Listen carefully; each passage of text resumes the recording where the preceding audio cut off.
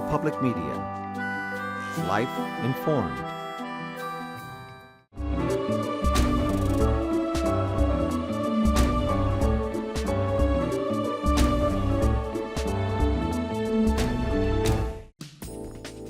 Welcome to Alaska Weather, a production of Alaska Public Media and the National Weather Service, Alaska Region.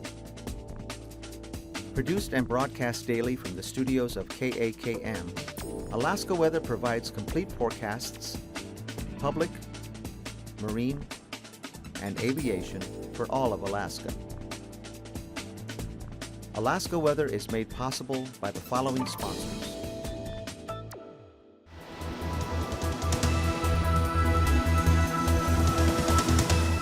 The National Weather Service.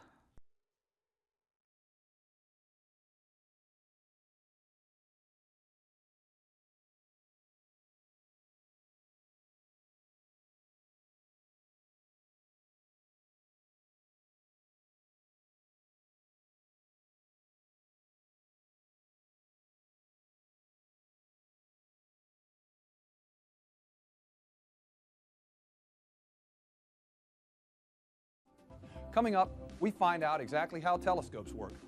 But first, did you know that the first true laptop computer was flown aboard the space shuttle in 1983?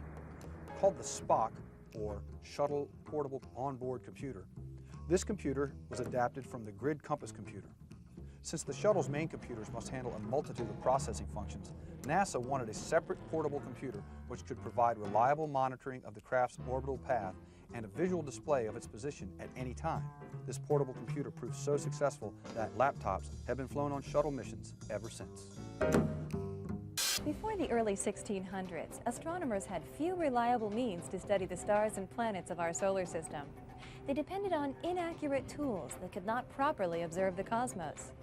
This all changed with the development of a new device called the telescope. Today, the telescope is one of the most recognizable tools used by professional and amateur astronomers alike. Although they have dramatically improved since the 1600s, the basic design remains the same. But even though telescopes have been around for hundreds of years, people still don't know exactly how they work. Johnny Alonso spoke with Dr. David Gilman to find out how these important devices are being used to further our knowledge of the universe.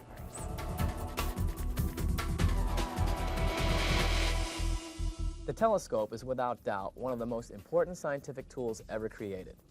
With its introduction, observers for the first time had the ability to see astronomical sights like planets and moons with much more clarity.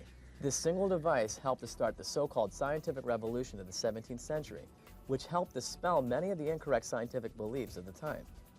The great scientist Galileo is credited with being the first person to use a telescope for scientific research in astronomy. With his improvements on the design of the telescope in 1609, he was able to begin making astronomical findings that would change our understanding of our place in the universe. The scientific revolution had begun, pushed forward by the telescope. Telescopes changed very little until the late 1670s, when Sir Isaac Newton designed the first reflecting telescope that used mirrors, rather than an optical lens used in Galileo's refracting telescope. This new type of telescope once again changed the way that scientists observed our universe. Although telescope designs have obviously become much more advanced since the time of Galileo and Newton, the basic principle of how they work hasn't changed. I spoke with Dr. David Gilman from NASA Langley Research Center to talk about telescopes and find out how they work. Well, a lot of people think that telescopes are used to magnify the image of the sky, but actually for astronomers that's not how they use telescopes. They're used in two ways in astronomy, and the first way is really just to gather light. Some stars are very faint things. You can't even see them with your naked eye. And they have to gather a lot of light so that their instruments can maybe tell something about it from its color or from how it changes brightness over time. This takes a lot of light for something that might be halfway across the universe. The other thing that astronomers use telescopes for is to get an image of what is going on around the object of interest. It might be a spiral galaxy, or it might be remains of an exploded star, in order to see how the pieces are related and affect each other. And here, magnification can make a difference, but normally that's not the principal characteristic people are looking for in telescopes. Can you explain to me the different types of telescopes? Although you can make telescopes of any combination and call it a compound telescope, Primarily there are two types. The first type of telescope is a refractor telescope. It's made of lenses, and you kind of see its image when you see a pirate holding a spyglass to his eye. That's a refractor telescope. Yes. But principally, astronomers use reflecting telescopes. They have these big curved mirrors to gather the light and create the image. Understanding how a telescope works is simple if you think about it like this. Everything that humans can see is brought to the eyes by light. A telescope is very simply a device that can gather much more light than the human eye can alone. In a refracting telescope, it gathers light with a large lens called the objective lens, while the reflecting telescope gathers light using a primary mirror. Although both types of telescopes accomplish the goal of collecting light, they do it in different ways. In a refracting telescope, the objective lens is located at the top of the structure. This large lens collects the light, then directs it to the focal point inside the telescope. On the other end of the telescope, a small eyepiece lens then brings the image from the focal point to your eye's pupil. This type of telescope works well with smaller telescopes, but making large glass lenses to exacting standards can be difficult. Because it is relatively easy to make large mirrors, most of the telescopes used for scientific measurements are reflecting telescopes. The reflecting telescope works by collecting a large amount of light onto its primary mirror. It then reflects the light back up to a secondary mirror that is angled to reflect the light into an eyepiece. Now, the eyepiece is key for both types of telescopes because magnifying lenses are embedded inside, allowing the image to be easily seen. The larger the lens or mirror in the telescope, the more light that can be gathered, providing a very bright, detailed image of the cosmos. I know that we have ground-based telescopes. Why do we need telescopes in space like the Hubble? Well, space is really the ideal environment for a telescope.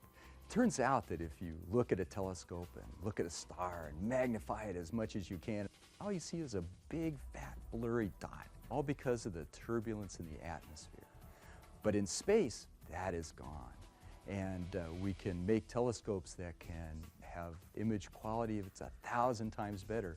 In principle, 1,000,000 times better. Wow. And with that, we can see down into the hearts of galaxies and find out what's going on to make some of them active and some of them exploding and many of the other things that we're interested in. So that's one reason to go into outer space. The other reason to go into outer space is that if you're on the ground, you're limited to what the air will let through. It turns out that as you go towards the ultraviolet, the ozone blocks it. That's a good thing because we don't want to get burned with ultraviolet light from the sun. Sure. But it's a bad thing when you're trying to find out about the ultraviolet light from stars. There's only a relatively narrow, what we call a window, as you can see through the atmosphere, which extends somewhat from the infrared to somewhat in the ultraviolet. But to really explore the entire spectrum of electromagnetic radiation, you have to be in space. You sometimes hear that telescopes can look back in time to the beginning of the universe.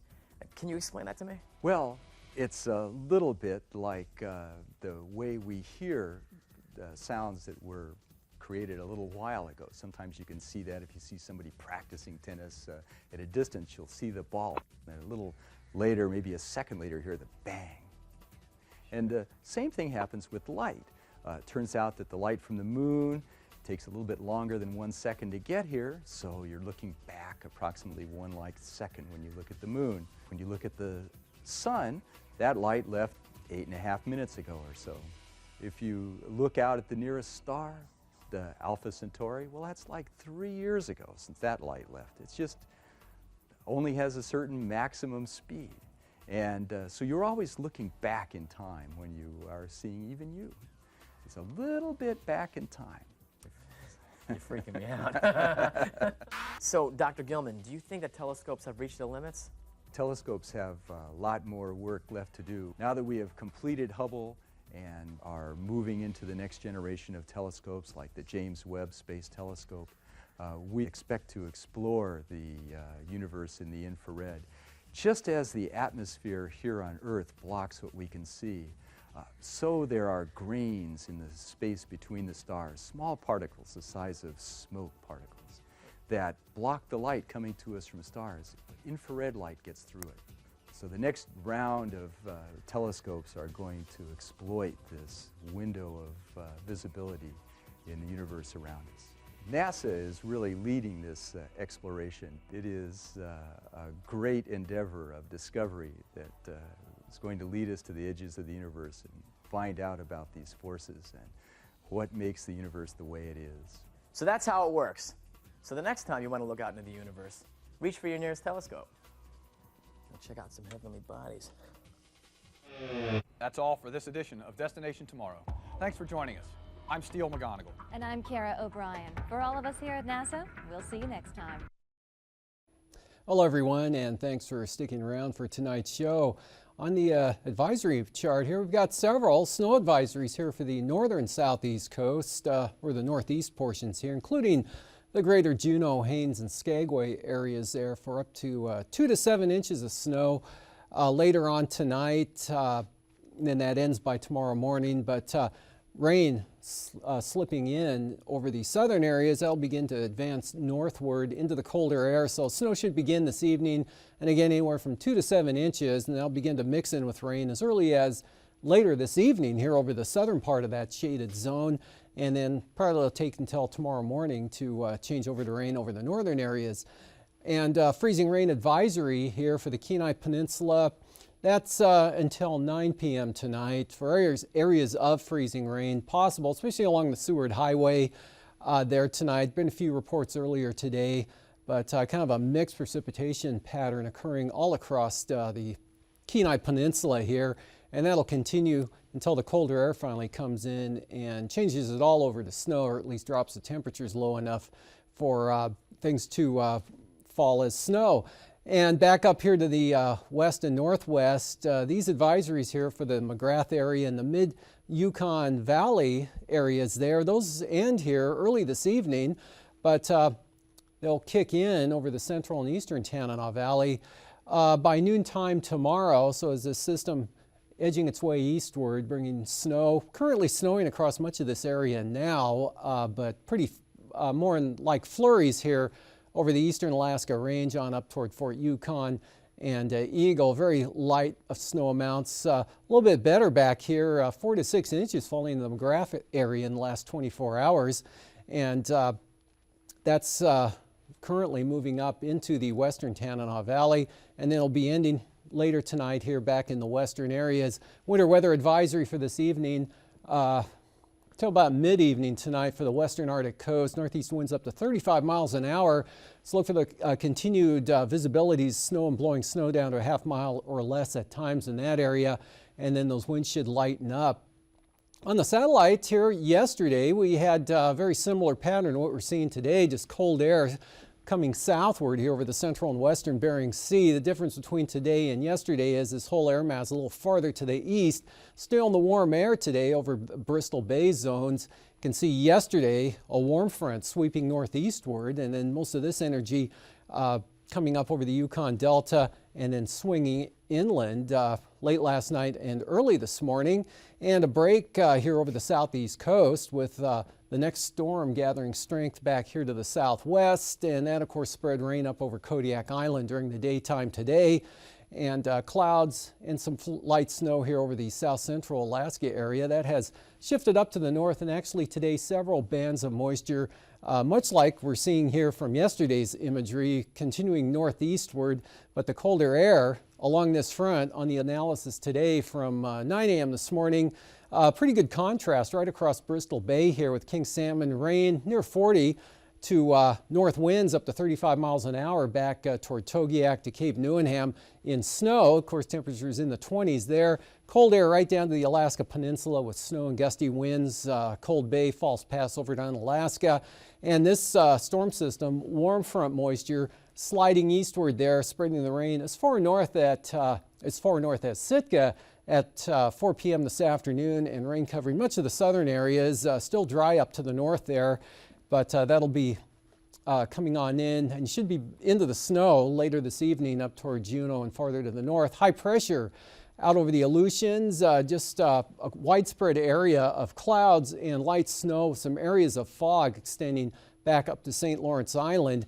Winds gusting as high as 35 miles an hour from the north for the Alaska Peninsula, and then where the gradient is up here, and the current winter weather advisory as high as 40 miles an hour there at Point Lay from the northeast, and lighter winds more in the 10 to 20 mile per hour range along the eastern Arctic coast, with snow associated with this warm front, warmer air mostly aloft up in that area. and not really down on the surface, since both Eagle, Umiat, much of the North Slope and the eastern Arctic coast below zero this afternoon. Areas of snow again all the way down into the Anchorage area. Nothing at Palmer. Light snow. Kenai, rain in Homer, rain and snow at Whittier. So pretty mixed condition here right along the coast to just rain from Cordova, and then linking up with this moisture here to the south. So looking at the forecast for tonight, rain spreading northward, and of course starting out as snow, and again looking for anywhere from 2 to 7 inches falling tonight over the northern areas. Gusty wind, small craft advisories tonight along the North Gulf Coast till that front moves up and weakens. Low pressure now tracking up in toward the Gulf of Alaska, mainly the western areas. That's going to allow this colder air, the cold front, at least to get to the Alaska range and begin to actually even push inland. So kind of a mixture of rain, snow, or freezing rain again, especially this evening for the Kenai Peninsula up into south central Alaska. Those gusty east and southeast winds turning an arm in some areas of the Anchorage hillside ending and beginning to become light and variable. A swath of snow northwest through the interior, linking up with a pretty widespread snowfall area for the North Slope, Brooks Range, and the Arctic coastal areas. And then watching this weak system slide eastward there into the northern Bering Sea. High pressure over the eastern Aleutians. An approaching front is going to start increasing the wind and rain over the west central Aleutian areas. Pretty windy Kodiak Island, those northwesterlies kicking in. That'll dry it out pretty well as bring some cooler air into the area. And for tomorrow now, the Arctic front right through this position here, which puts it right over the Kenai Peninsula. So snow, northern Cook Inlet, up into the Susitna Valley, across the Copper River Basin, and northward through a pretty good chunk of the eastern interior. But again, clearing out back here to the west with lighter winds and high pressure. Then look for a lot of IFR to even low IFR conditions with light snow and fog. Low ceilings coming into mostly the Yukon Delta coast, but beginning to bear down in the Bethel area and back up towards St. Mary's throughout the day. Tomorrow, weak low here persisting over the Chukchi Sea. So most of the moisture with this looks like it'll be up in this area here, but you could see lower clouds, IFR, flurries, fog, even through the Bering Strait areas down to St. Lawrence Island. And then the front finally pushing eastward slowly, so the rain changing to showers here over the southeast coast. Pretty brisk southwest winds, 15 to 30 miles an hour, a few higher gusts there. Much windier conditions into the Barren Islands, Kamishak Bay. Could even see possible storm force winds in these areas. Gusts to 50, maybe even 60 miles an hour there at Kodiak late tonight and through tomorrow.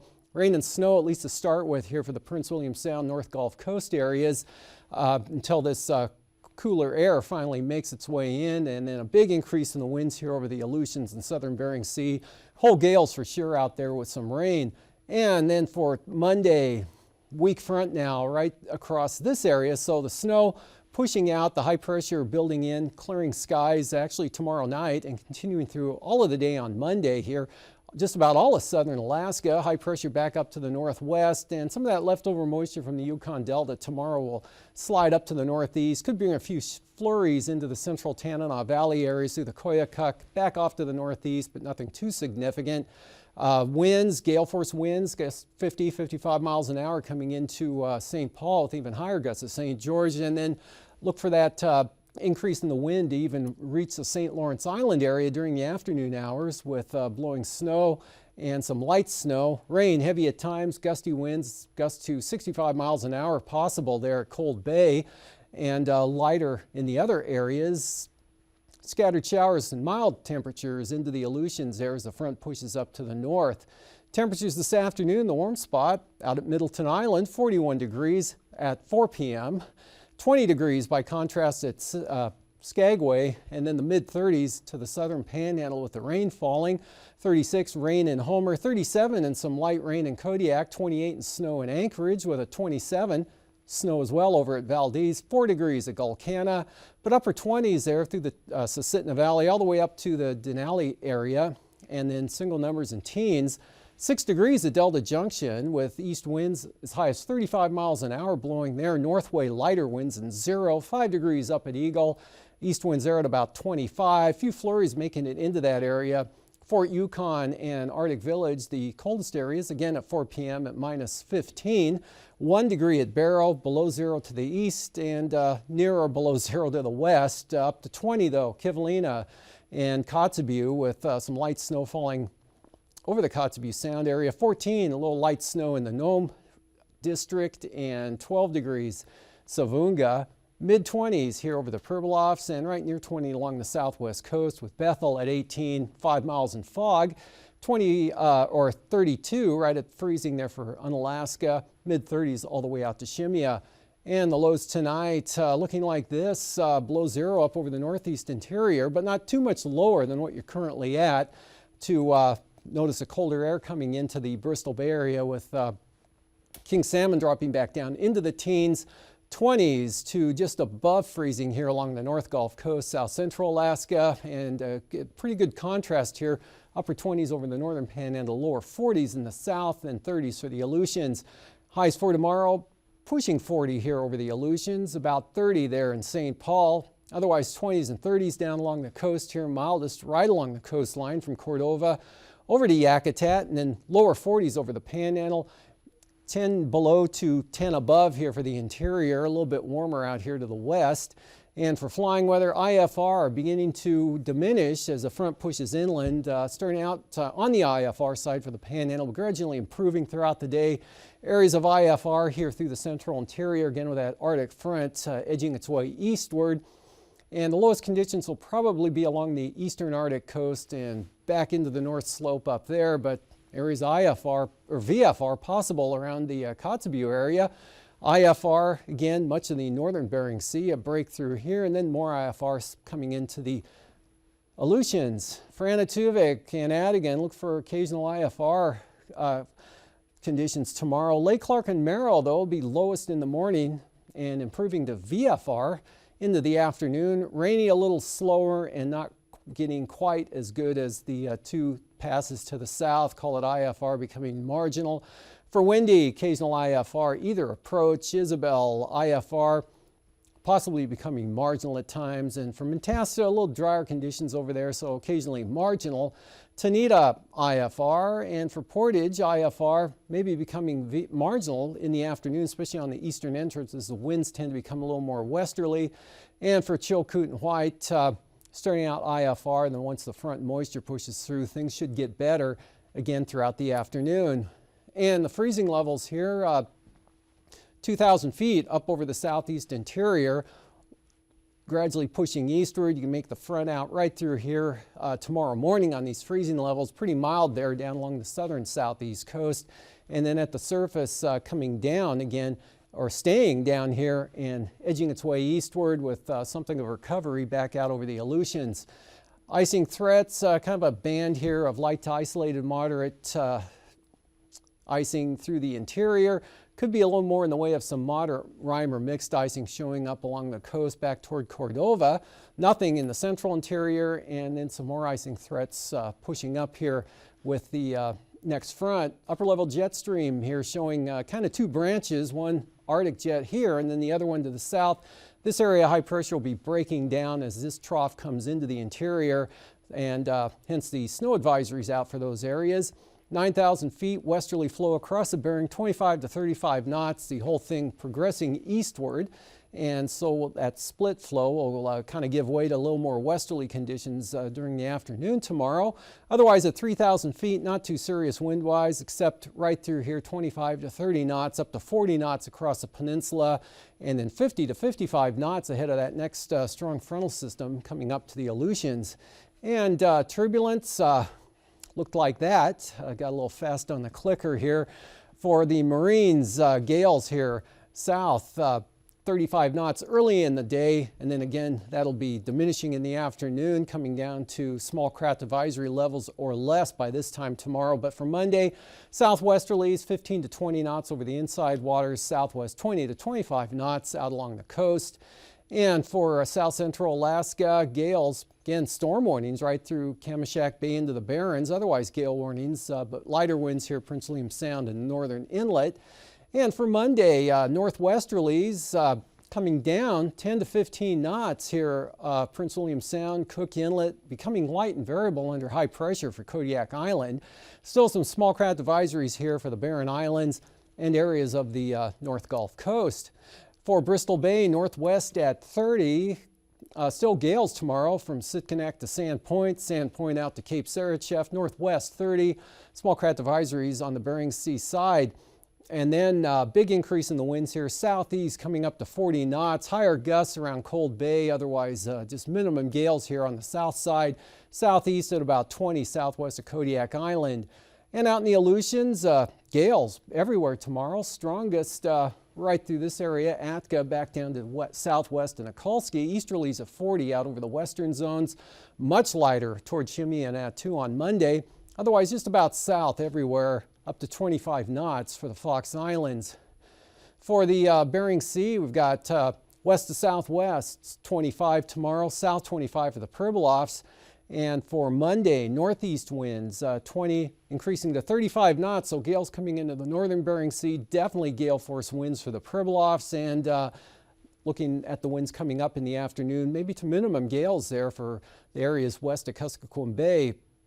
Up along the Arctic coast, west-southwest at about 15, southwest 20 for the west side, very light winds here for the Chukchi Sea. And then swinging around to the northeast, just about everywhere there, 15 to 20 knots, except from Wales to Point Hope, southwest at about 10.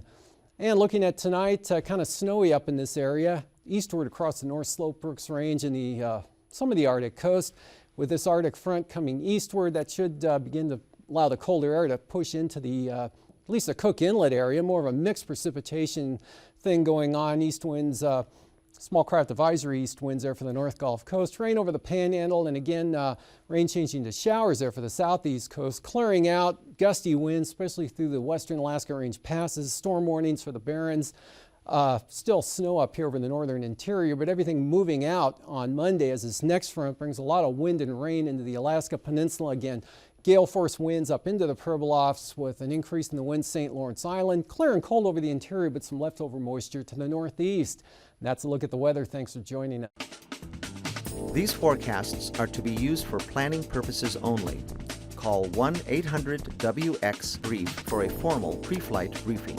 Always file a flight plan before you go flying. The U.S. Coast Guard Auxiliary urges you to leave a float plan with a friend or the harbor master before you go boating. Alaska Weather is made possible by the following sponsors.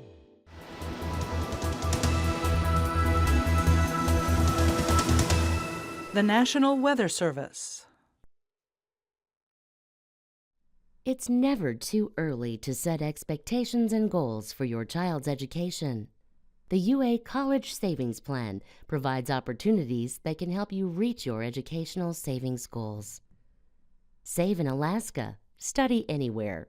There is more information available by calling 1-888, the number 4, and then Alaska. This message sponsored by the UA College Savings Plan.